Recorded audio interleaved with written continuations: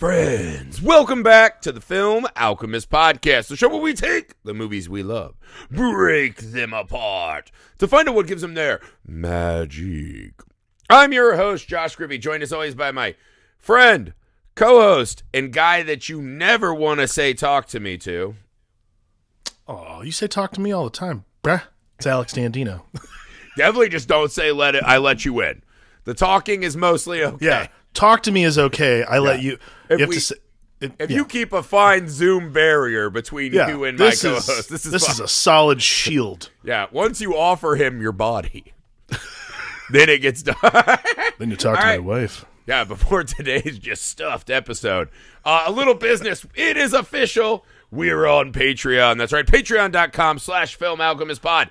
The very show you're about to listen to today, Talk to Me, selected by our dear friend, wonderful, beautiful Australian man, Brody Kane, was selected because he is one of our patrons and friends. Are you going to attempt an Australian accent? I don't do that. No, I don't know. That was almost like Boston. It was like, no, that was like a New Zealand Southern twang kind of thing. That's not a knife. Here's a knife. There you Crocodile go. Dundee. That was there you closer. Go. Oh, blimey. Look at the bull sack on that. Right? That was like Steve Irwin. It's like Cockney, but yeah, sure. Yeah, I don't have as many touch points. Anyways, we're trying to fucking get your monies. But yeah, so Brody selected Talk to Me. It went into the hopper with our other patrons. And you know every December we stuff your stockings, or our patrons' stockings. So we programmed our entire December schedule with selections that our patrons wish to hear episodes on. So again, Patreon's the best way to help us grow the show, the best way to support the show. We appreciate everyone who's kind enough to do that. And also, we appreciate those of you who are about to as well. The YouTube is Film Alchemist. The email is filmalchemistpod@gmail.com. You can find us on all the socials. You can find movies we're making at misfitparade.net. Make sure you leave 5-star ratings and reviews everywhere and anywhere you listen to podcasts. And guys, for the love of the gods, reach out to a movie-loving friend and let them know what we're working on over here. Send them an episode that they have a movie they like, and we'll take it from there. All right, it's a new one.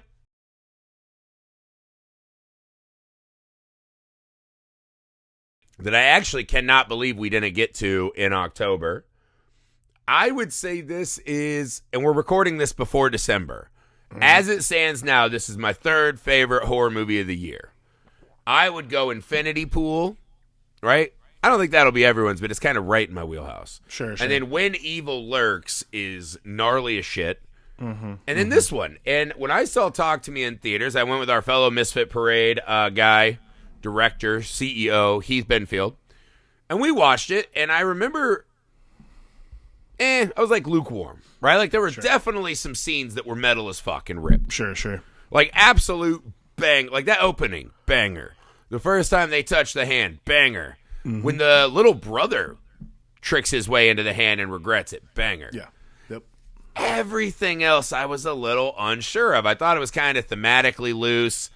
It was one of the first movies where I'm like, oh, I'm aging well beyond horror movies where like, the kids and the way they speak are like aliens to me now. And I was like, oh, I'm like the old ass dude, right? Okay, fair enough. It's like when you watch South Park and you're like, oh, now I'm a Randy Marsh and not a Cartman, right? Yeah, when you start relating to Randy Marsh, that's how you know you've crossed a threshold. Yeah, when that's the story you want, you're like, oh, fuck, I'm old now. So it just didn't click with me on all levels. I knew it was a very well-crafted, rock-solid outing. When I watched it last night, this movie's a fucking screamer, dude. This movie is rock solid across the board. I actually found thematically it impacted me a lot more upon a second viewing. I think this kind of the ghost of our past that we can never reach again, and the ghost that we become in the present, and the ghost of the relationships future that we kind of stunt and ruin because we spend all our time seeing that big empty hole where we think our life should be. Right. I actually think this movie soars on those levels. And it's a really impressive and fully formed movie that I got so much more out of this time. So, Alex, opening thoughts on Talk to Me. Talk to Me. Talk to me. Hey, talk to me. Hey, talk to me. Ah, you're a fetus. You're a fetus. See, I do more the New Zealand thing a lot of the time. Like, he talk what TD talk. Yeah. See, that's, I don't know. I can't do it. I'm just ripping lawn darts, you fetus. I'm over here smoking Marlboro Reds. Brody's probably I can hear him screaming just from Australia. Rolling over. You fucks! You fucks. Aye, move on. This movie, yeah. I didn't really know what to expect. I really liked that it was not what I expected. I actually think it's probably one of my favorite movies I watched this year.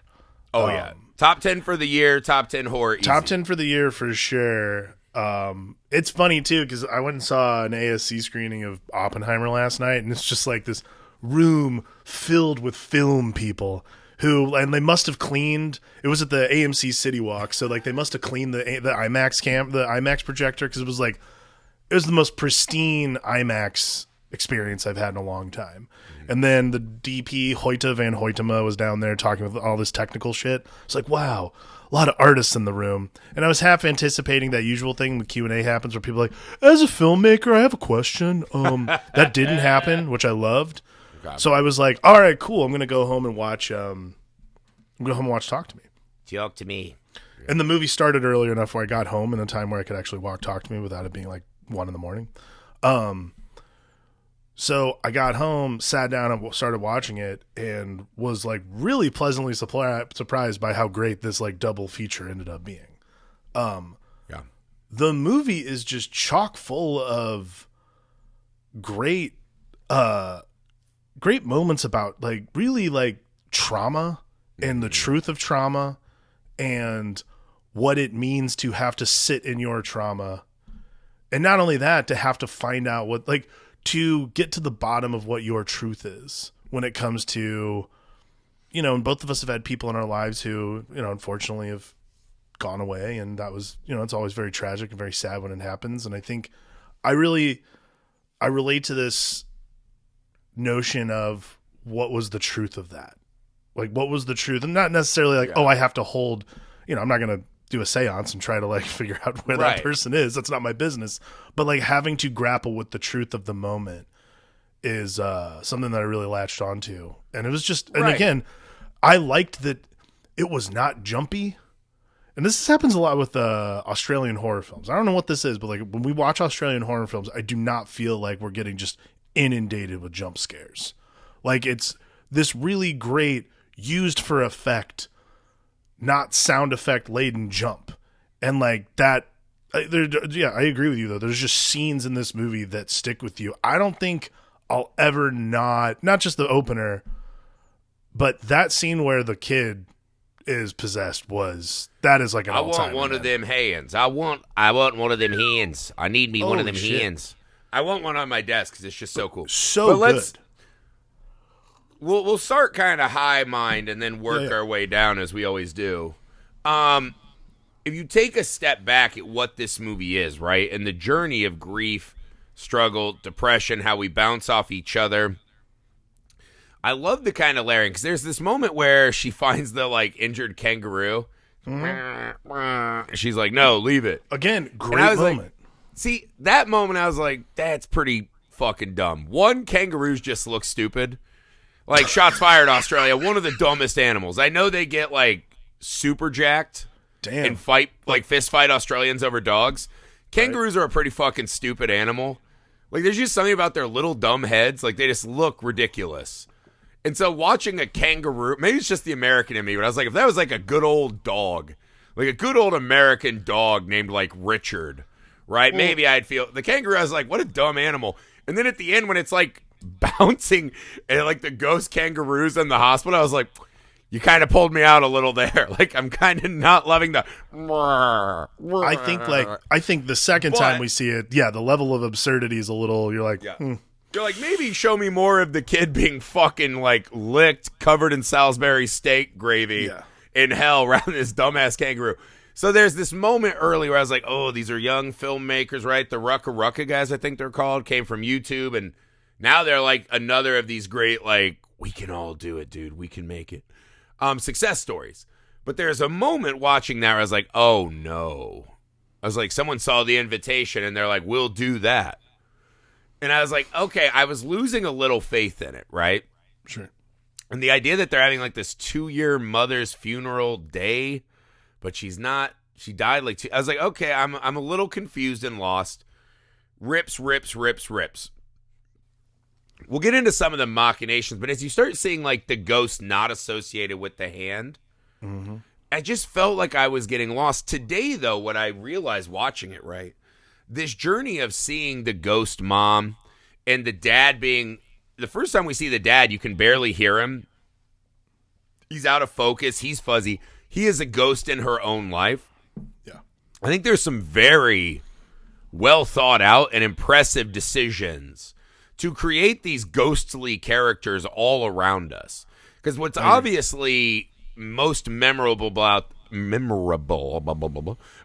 movie are just the fucking gnarly high octane possession scenes.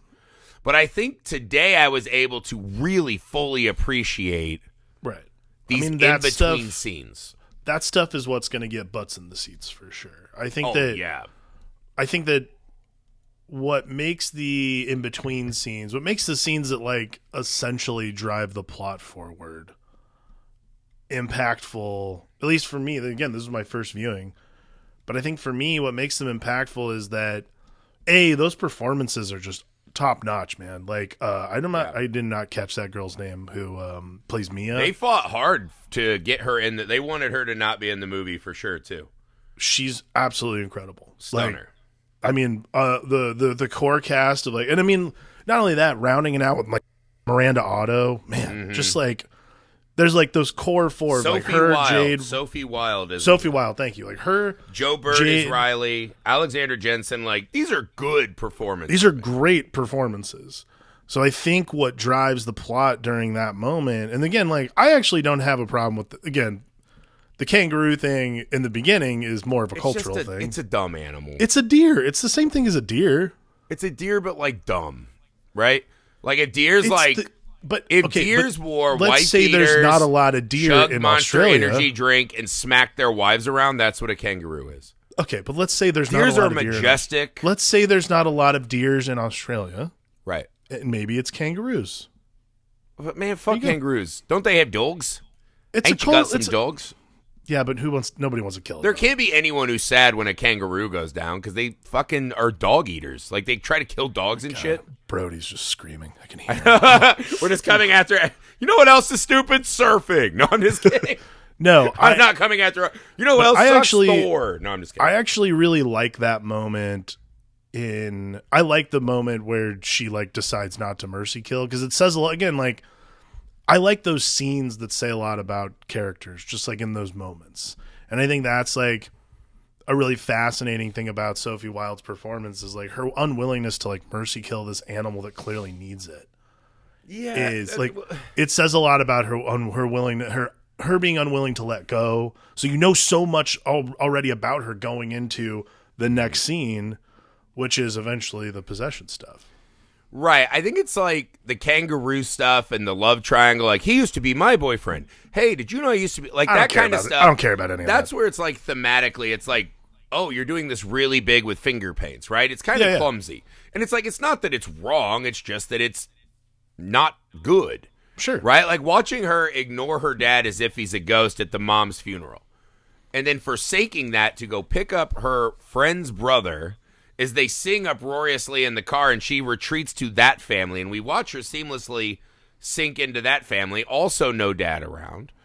And you watch this journey of this girl who's distraught. She's running from her father. We're imagining what this man's life must be, but she's found this other family. And so like those moments of like real drama and world building are so good that there are these other things. I'm like, dude, the love triangle offers nothing to this movie.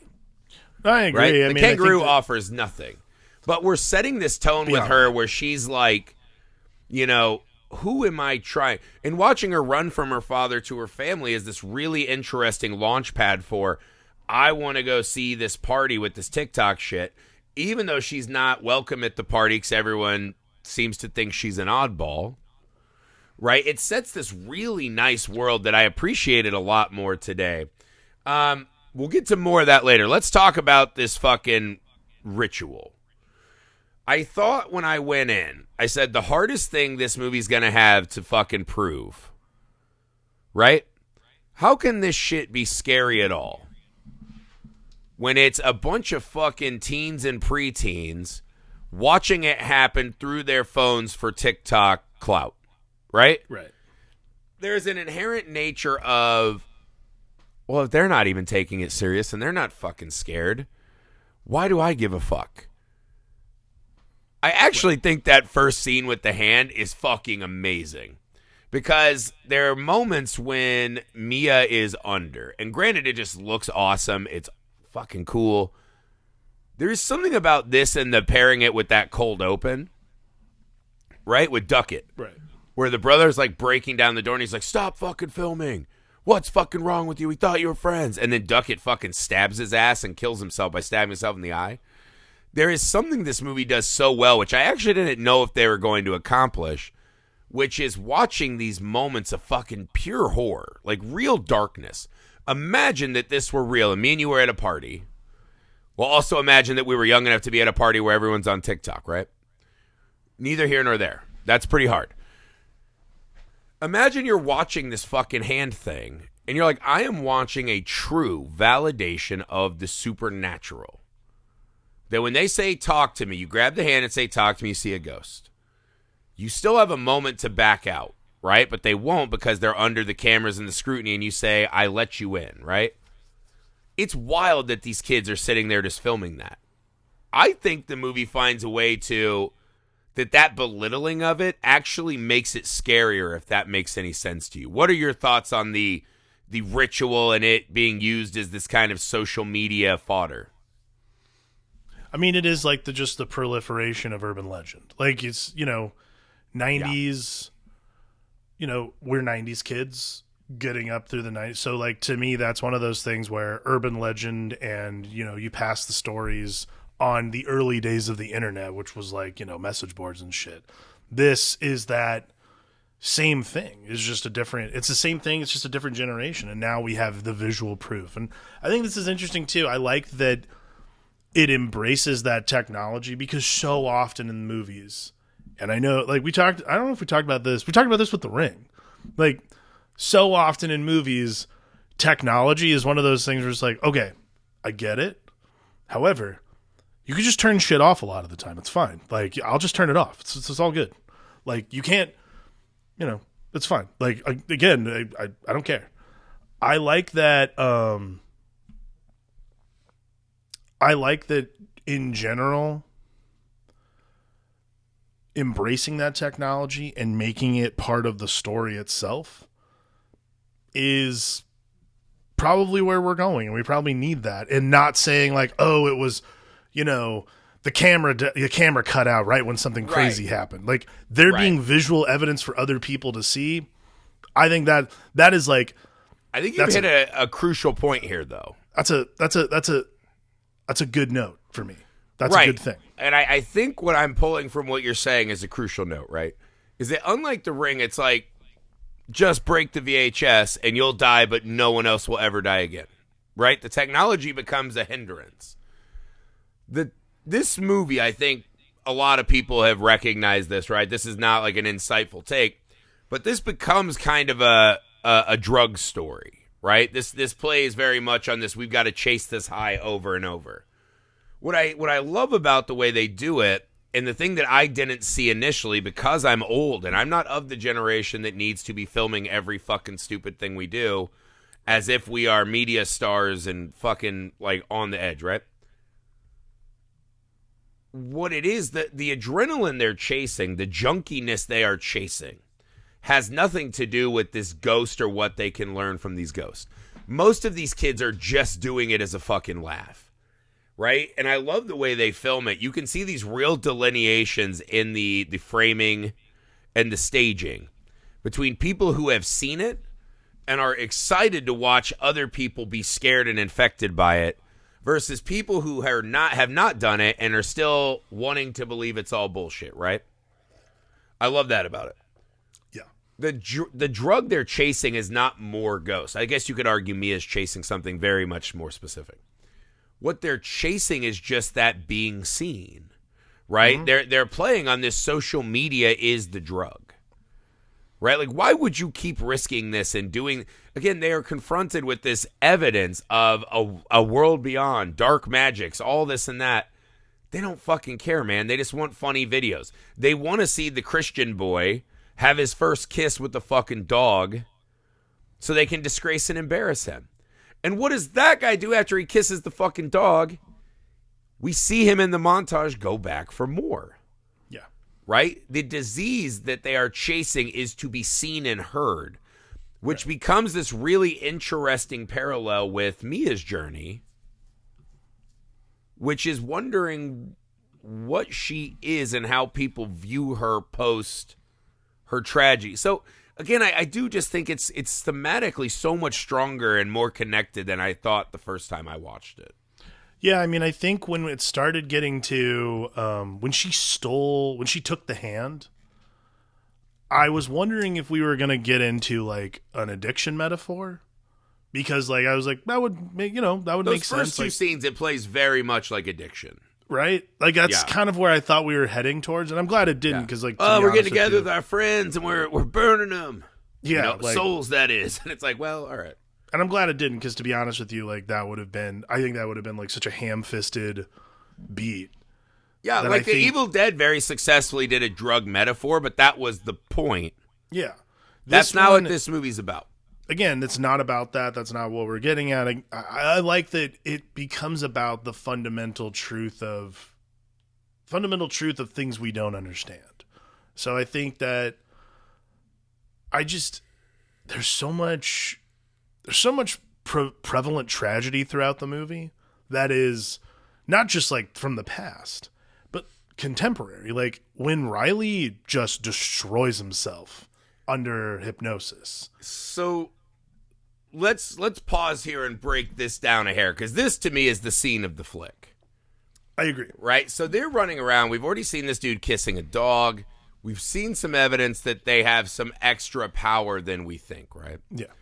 And Riley is this kid who's like 13, 14 years old. Mm-hmm. And he's trying to be cool. I want to do it. I'm tired of my fat mulleted friend calling me a fetus. Right? He's like, I want to be cool. I want to do it.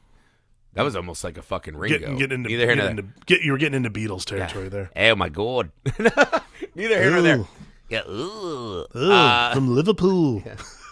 I guess I'll write a song. I don't know. I guess I'll write a song about it. Yeah.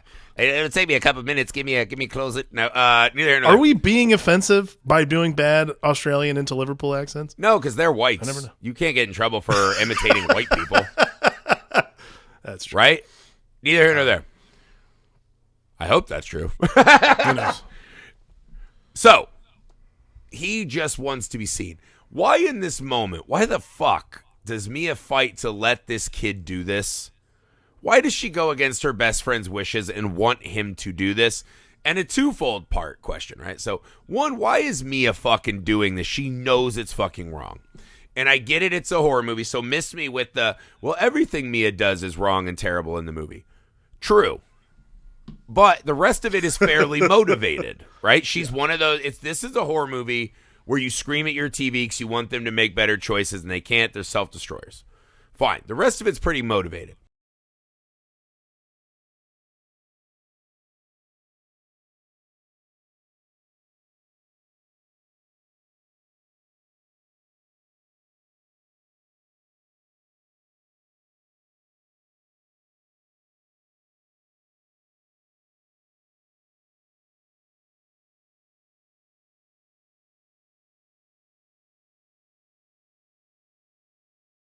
So this is a two-part question, right? Why the fuck, after she has partaken in this, does she go against her best friend's wishes in the house of her best friend's family, right, that she feels kinship with?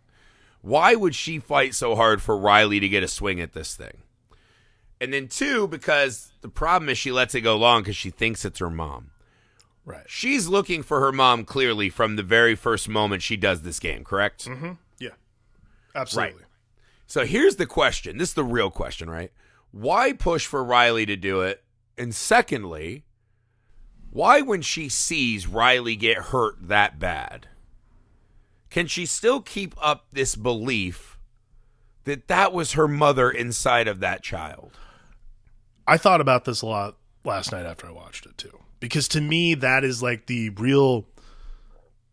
that's really the, like, we talk about this, the one you give. That's really like the one you have to give for this movie, is the logic so dictates, like, this has to end. You know what I mean? Because that makes no sense to me. Like, just from a basic human logic perspective, what would make you think that your mother would put that child through that? Like, would that not be a malevolent spirit, so on and so forth?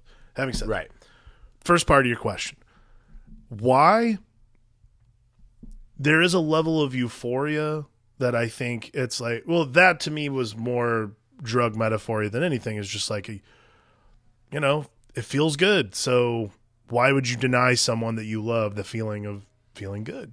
Mm-hmm. Maybe. I don't know.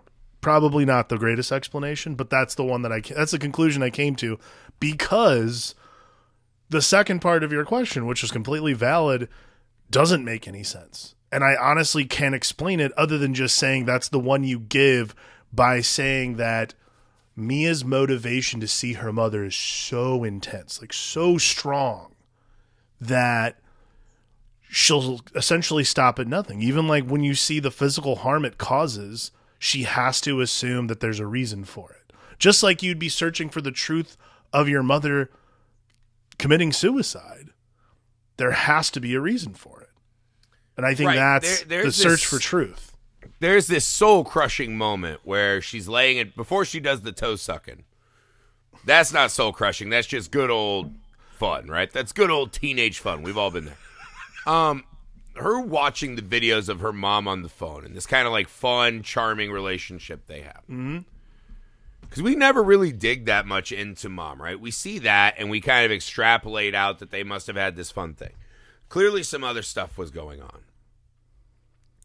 There's this moment where the dad is like, I gotta be honest with you. Because after she almost kills that fucking kid, right? By letting him go for like 2+ minutes and he smashed his fucking face open. She comes home and the dad's like, hey, what the fuck? And she's like, you lied to me about mom. And he's like, well, that doesn't seem appropriate now. Like, that's not a good way to get out of trouble. And she runs away, right? And I was like, damn, dude, parent a little. The next scene, he's like, all right, I've got to be honest. I lied about mom. There was a letter. She knew how to write letters. And here it is. And it's just the mom just being like, it's rainy. I'm sorry. Like, I'm not having a bad day. Today's the day. I think that moment is fucking devastatingly rolled out to us. The way they dole out little bits. Right. Because she just starts saying no. She hugs her father. And it's this moment of acceptance of the tragedy that they have shared. The weight that they have carried. She then in the reflection sees her mom, air quotes, right? Not her mom, but she thinks, pushes away from her dad, goes to a room where the mom's like, he's lying, he killed me. He definitely is going to kill you. He's not nice. And she's like, yeah, that makes sense. That tracks with the man I've seen. And yes, she can create some auditory bangs and a ghost-eyed dad who leaps out at her. Yeah. When she stabs the scissors into her dad's throat, I think this is the bit where like I was lost the first time I watched it. So like It is so asinine and stupid and unacceptable that this dad that she's lived with her whole life, who when the mom died seemingly has like picked it up and been a good dad. He's trying to reach out to her, right? That she's just like, yeah, he clearly killed mom. Like believes this conspiracy. She so wants her mother back that she destroys her father.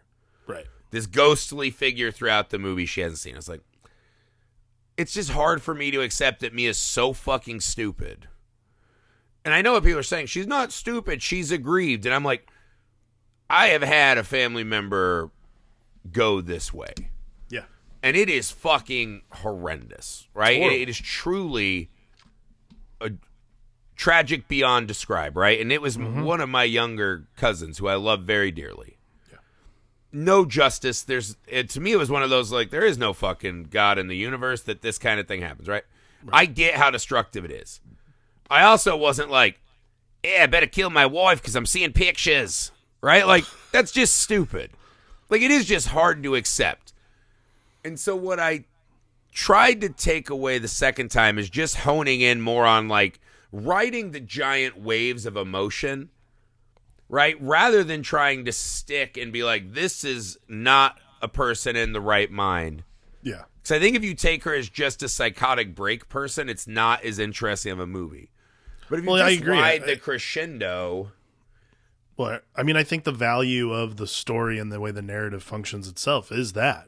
Like, you have to ride the wave of emotion. Because if you get bogged down in what I would call, like, horror movie rules and all the other things that, like, come with a movie like this, right, it's not enjoyable. Like, but you have to ride this wave of emotion with this character because what's happening is so outside it's so outside. And again, I don't, if you have problems, call someone, please, for the love of God.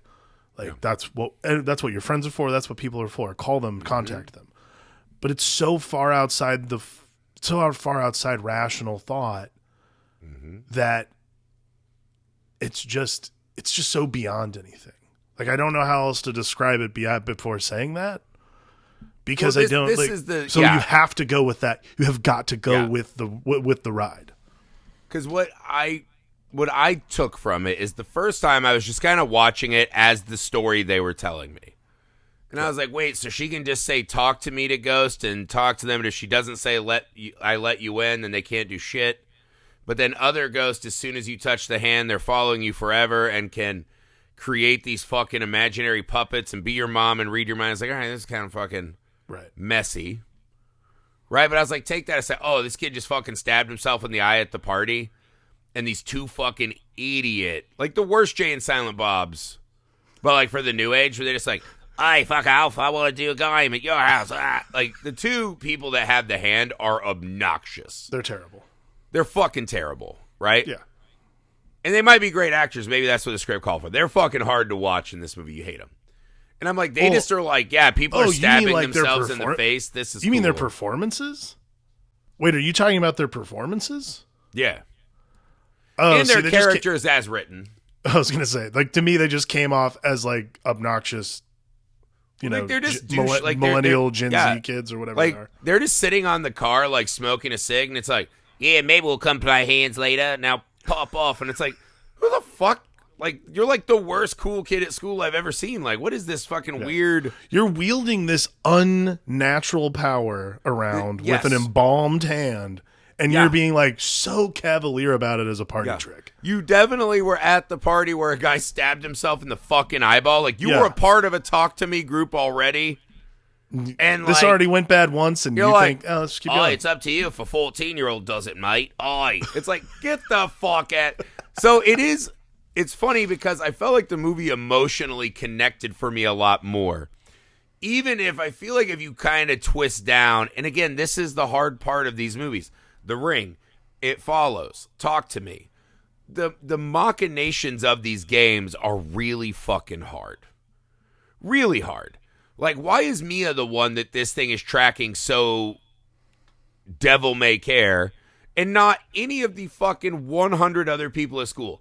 Why is there not a spirit for all of them to track them down and do this, right? Yeah. Like, everyone who said, I let you in, why wouldn't this be happening to all of them? This widespread mass hysteria. You're like, all right, don't fucking think too hard. Right? Like, why do they have to do the talk to me and then seeing it and having a moment to make a better choice and saying, I let you in anyways? That's kind of cool.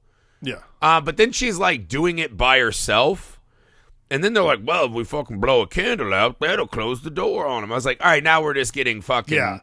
See, that's like, so this is the part that I thought was like kind of this is the like we talk about the rules that are set up like in this It universe. Follows is a great example of like awesome idea that they cannot follow through logically. And it's funny you say It Follows because that was exactly what I thought of when it got to so after she has that vision of Riley getting like Salisbury staked in the whatever limbo land or whatever it is, she takes the awesome fucking moment when the little girl's like, I let you in, and she sees that's fucking awesome. Metal.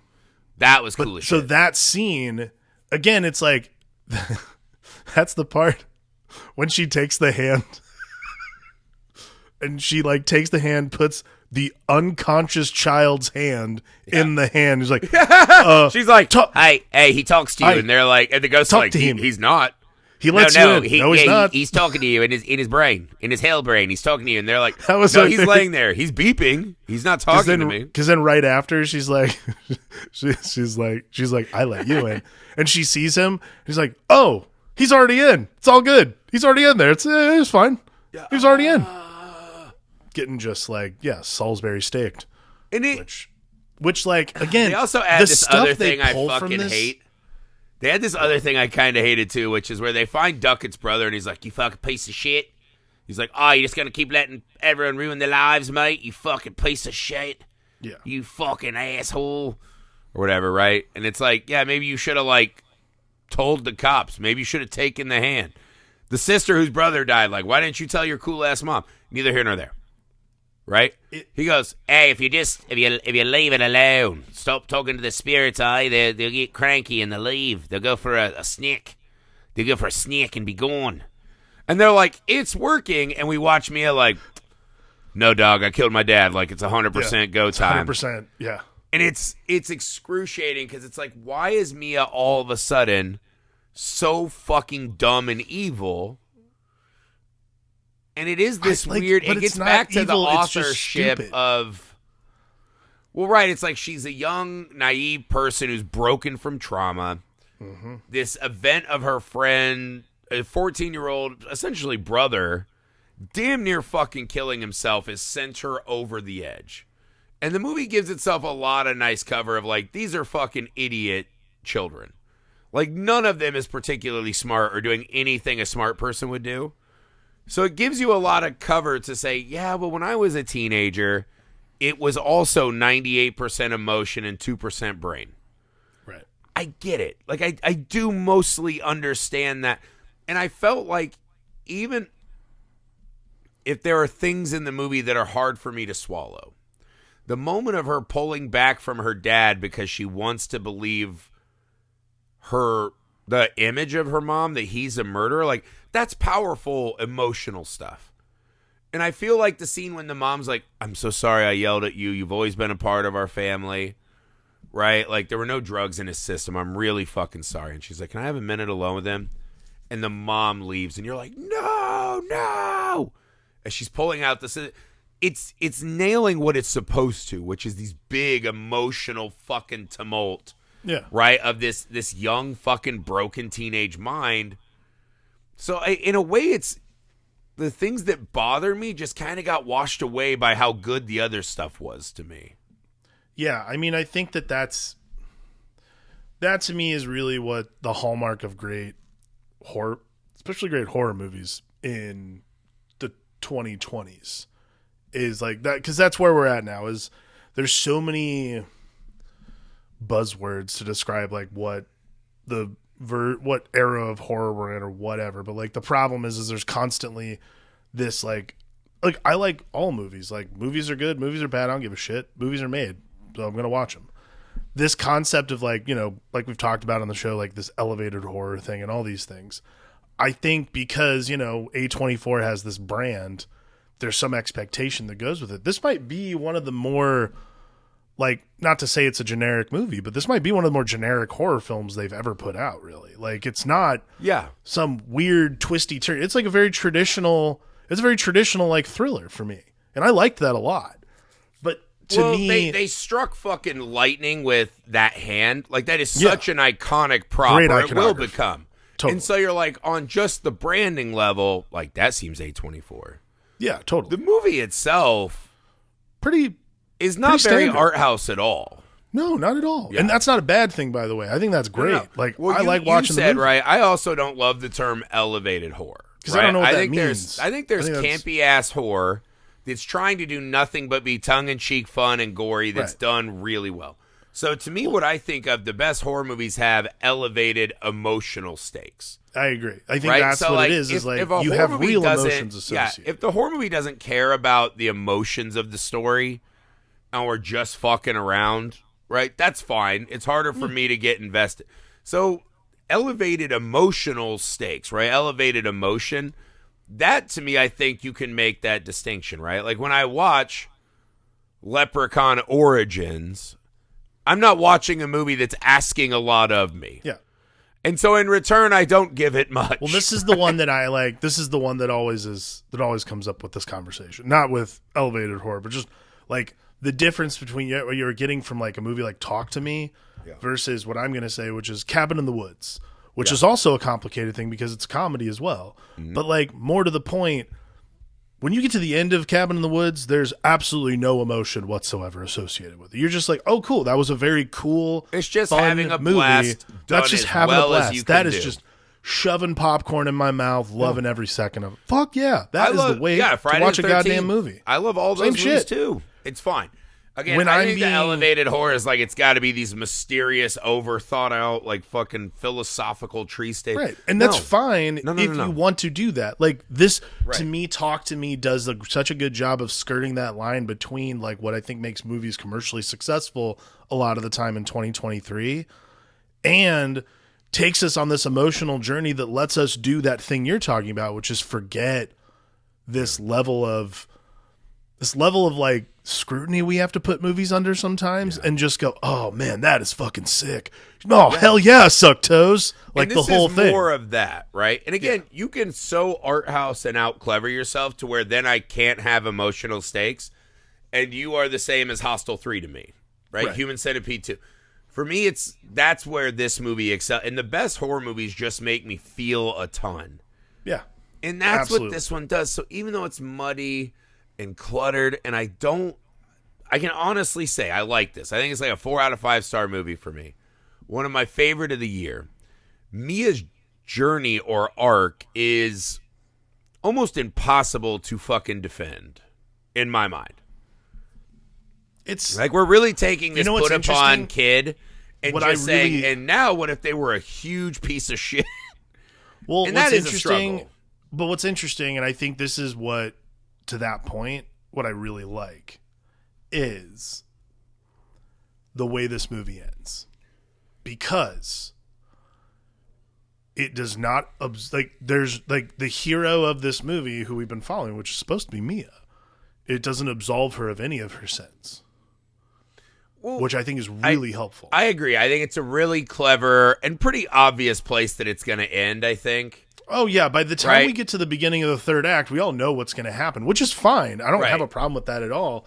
It's a very important thing to not do that thing that sometimes happens, which is when you want to do a sequel, which they're going to. Two hands, sure. Yeah. When you want to do a sequel, talk to me. When you want to do something like that, you save your heroine a lot of the time, and that's fine. I don't give a shit about that. Well, we watched 5 Screams to get there. You know. I will say this: I think the sequel for this is gonna have a fucking slippery uphill. There's an uphill battle for sure. Again, nothing with the hand really made sense as they deployed it. Right, like the original game and the TikTok game, sure. Everything in the second act is pretty fucking muddled. Well, that's the thing is like the rules start sort of spinning out of control in a way that... So if it's just watching this journey again, but with totally new characters, would you feel like, dude? Well, I think that's the thing is like by the end of the movie, I realized like, and it's smart, we've been rooting for a protagonist that doesn't really deserve our attention. Because she just keeps making bad decisions. I want you to stop and elaborate on this though, because to me, what it bothers me about the movie still and keeps it from being like a true blue, like this is a classic to me. Yeah, I do sympathize with this poor kid, and I think it is the screenwriter who holds all the fucking sins. Like, why are you making her do these outlandishly stupid things that she would never? When she's pushing him out to the freeway, I was like, no. Bad. Spraying water on the screenwriter through my screen. And then it's like, now you get to watch her fucking on the road, twisted up. Ooh, her dad's leaving. Her dad's a lonely piece of shit now. Oh, the lights are out and she's being called to the fucking hand. I was like, I don't want her to be a hand spirit. I wanted Mia to have a chance to write a better story for But herself. she wasn't going unlike to. her mother. Like, I know the movie But at that's the the end is problem. saying she has the same kind of mental makeup that her mom did. See, I didn't get that at all. That's not where I went with that. That's Like, how to I me- felt, is that she was predisposed. Well, for one, you're conflating metaphysics and like this movie. Like, I can't be argumentative with a screenwriter about a character he wrote when the character is the one also doing the same things. Right, Like, but you there have is to- a thing in like horror movies where the people are like, let's go hide in the windowless basement. And you're like, no, nope, no. Literally no one would ever Right. do that. I understand that, but I'm also not going to like just because the screenwriter isn't creative. That's a place. That's a circumstance. These are people doing actions. Now, if the actions truly made no sense, even under like the guise of they don't. hypnosis, Yes. even under the guise of hypnosis, if they make no sense at all, Right. we would have turned this movie off after 30 minutes. Why are we still watching it? Because plot is not story, right? So what Mia is doing makes no fucking logical sense at all. The story of her journey is still wildly captivating. There is no reason that her mom is like, Riley's hurting. He's suffering in the gravy bowl right now. And if you kill him, I'll watch him forever. Yeah. And Mia doesn't go, oh, you know where he is, but I have to kill him so that you can watch him in hell forever? Like, that seems like a bad deal, Mom. Can you elaborate? And the ghost's like, no, I can't.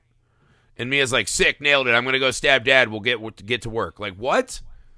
Like, there's no fucking rational reason why she makes the choices she makes. Like, the I'm going to go kill Riley is like one of the most asinine decisions.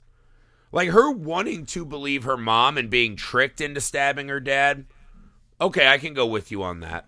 That one I can kind of go. Well, But didn't when they she's say? like, Didn't hey, they say the meet only me way in to, my house and like is tricking her friend out of the room? Like, that's a very sinister. Well, I think the problem is like the explanation they gave as to why she would like why Riley needed to die was is that's the And only I way know he'll be she left. doesn't do it because he's a kangaroo, but still, fuck off. All right, go ahead. Well, but regardless, like I think what's entertaining to that point is the explanation that's given is logic, which is like, oh well, if Riley gets killed, like the only way Riley's relieved of these like hauntings is if he dies. I'm like, yeah, that's how most like death works. Yeah, you don't get haunted Yeah. anymore by other dead Yeah, people. death relieves a ton of shit, dude. Yeah, death would For certainly you. do that. Yeah. Yes, that's But a also good it's like one point, of those- it's Ghost like- Mom. Yeah, why is she just like, yeah, she kill instead of like listening to the expert they sought out, it was like, just stop fucking with the ghost, mate, and they'll go away. They'll go away for next time. Like, there's no, the movie does not do a good job about being clear-eyed about I feel like what we're people are trying- doing and why. I feel like the last 10 minutes of the movie we're trying very hard to get to the like final Right. moment. And that's It's just fine. about keeping the emotions super fucking high, which I Agreed, get. agreed. Fault that way, sure. But the idea that she goes through all this with mom and dad and blah, blah, blah, and she sees the fucking ghost kangaroo, and she's like, nope, I better throw myself into the freeway. Right. Guys, come on. If you turn There's- that in for screenwriting homework, you'd get a, nah, I don't think so. Go back to the drawing board on that. And so it's incredible that while the script is so fucking clunky, a lot, the characters are so good. Yeah. And the emotional journey is so fucking relatable that even as these fucking very foolish machinations play out, and again, I think the hand thing is mostly awesome until you start doing the, it likes to suck toes and kill dad, and Hell yeah, suck toes. That's Yeah. the second Chappelle Show joke I made here. you don't even got to fucking give me a hand, dude. I'll just suck the toes, dude. You could film that for TikTok. No, But yeah, I think once we start, and again, it's a the mixed explanation, bag. the explanation they give is like, oh well, she's like they don't like they give that like they say like, oh well, what happens after 90 seconds? Like, oh, sometimes they want to stay, and I'm like, okay, Yeah. okay, And who knows that But and why? And why do you know that, and how do you know the rules? And yeah. Oh, and Riley's Like, to dead, me- but you're just gonna do a talk to me by yourself. Okay. like, And maybe she does the talk to me by her. This is the only explanation I can come up with, is that she does the talk to me by herself. It does say, I let you in. We just don't witness it. And so all of the stupidity and evil we see after the fact is her kind of trapped within her own vessel, grappling with this. What I'm imagining is we'll get the word on that when the Origin movie comes out. Are you talking to me? You talking to me? You talking to me? I don't see anyone else here. You talking to me? And then we find out it's all a sequel to Taxi. It's just Mia pounding on the back of her eyeball. No, no. I didn't kill Pa. I'm smart enough to know that my mom wouldn't bash Riley's fucking brains in. It's wild. And then it's like, if it's his mom, or if it's her mom that is possessing Riley and has him in the gravy bowl in hell. So when he's in the shower and he's bashing his head and licking blood and smiling. Yeah. Okay, well, if that demon's in the gravy bowl and Riley, who's the fucking demon that's looking like mom? Who's the demon that's sucking toes? Is that the who's same lady? Sucking toe? Like, it just is that doesn't- her? Yeah, I was That's like, the is this like a fucking Blue Man Group thing? Like, there's just a bunch of these fucks? Aye, we travel in pigs. We travel in pigs here. We're best friends. You poke fingers at us. You poke fingers in all directions. It's like, I don't know. And it's one of those normally hey, movies. Mate, you ever suck toes? Yeah, normally movies with this much just like kind of blatant stupidity at times really bother me. Shouldn't work, but I can like, honestly this movie say this really one works. doesn't. I just love the same. fucking ride of this movie. It's a fucking blast. And I imagine there are a lot of people that are like, I think the journey's simple and I get it and you're an idiot. That's the point. Is because you're so invested emotionally that you don't care to really think it through, right? You just want to feel with Mia. It's like that Midsommar scene where Florence Pugh's screaming and all the girls are just like, you know what? We're here with you. Let's all do this together. It feels better to be in existential despair together. And you're like, yeah, dude, that's what I just wanted Mia to have better. I don't think Mia needed to fucking be eaten up by this thing. But that's my American, dude. I'm not this fucking glib-ass Australian. In America, we have freedom, which leads to hope. Please stop. And capitalism, which leads to dreams, dude.